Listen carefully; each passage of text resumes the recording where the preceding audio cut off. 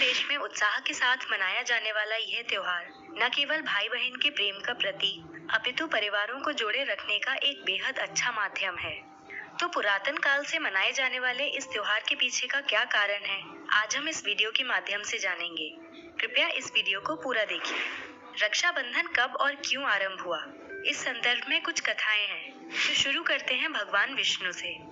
इस कथा के अनुसार दैत्यों के राजा बलि ने 110 यज्ञ पूर्ण कर लिए थे, जिस कारण देवताओं का डर बढ़ गया कि कहीं राजा बलि अपनी शक्ति से स्वर्ग लोक पर भी अधिकार न कर ले। इसलिए सभी देवता भगवान विष्णु के समक्ष रक्षा के लिए पहुँचे। तब भगवान विष्णु ने वामन अवतार लिया और राजा बलि से भिक्षा मांगी। भिक्षा में बलि ने 3 पग भूमि देने का निश्चय किया। तब भगवान विष्णु ने एक पग में स्वर्ग, दूसरे में पृथ्वी को लिया। जब राजा बलि ने तीसरा पग आगे बढ़ते हुए देखा तो वो परेशान हो गया और समझ नहीं पा रहा था कि क्या करे। फिर बलि ने अपना सिर वामन देव के चरणों में रखा और कहा, आप तीसरा पग यहाँ रख दें। और इस प्रकार राजा बलि से स्वर्ग एवं पृथ्वी पर निवास करने का अधिकार छीन लिया गया और बलि रसातल में चला गया। तब बलि ने अपनी भक्ति से भगवान से हर समय अपने सामने रहने का वचन लिया और भगवान विष्णु को राजा बलि का द्वारपाल बनना पड़ा, जिस कारण देवी लक्ष्मी दुविधा में पड़ गईं। वो विष्णु जी को रसातल से वापस लाना चाहती थी। तब उन्हें नारद जी से इस समस्या का समाधान मिला। लक्ष्मी जी ने राजा बलि के पास जाकर राखी बांधी और उसे अपना भाई बना लिया और उपहार में उन्होंने अपने पति विष्णु जी को मांगा। यह श्रावण मास की पूर्णिमा का दिन था और तब से ही रक्षाबंधन मनाया जाता है।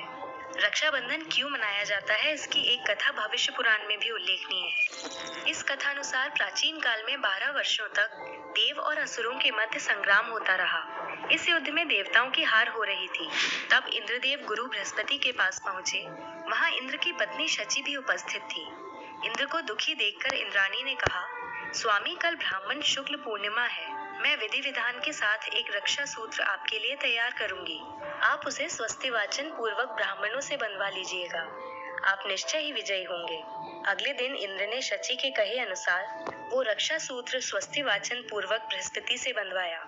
इस प्रकार एक रक्षा सूत्र से इंद्र और सभी देवों की रक्षा हुई। दोस्तों, अगली कथा महाभारत काल से जुड़ी है। जब भगवान कृष्ण ने शिशुपाल का वध अपने चक्र से किया, तो जब चक्र कृष्ण के पास वापस आया तो उनकी उंगली कट गई। तब पांडवों की पत्नी द्रौपदी ने अपनी साड़ी का किनारा चीरकर कृष्ण की उंगली में बांध दिया। तब भगवान कृष्ण ने वचन दिया कि वो सारी उम्र द्रौपदी की रक्षा करेंगे। इसी ऋण को चुकाने के लिए द्रौपदी के चीर हरण के समय भगवान कृष्ण चीर के रूप में आए और द्रौपदी की रक्षा की।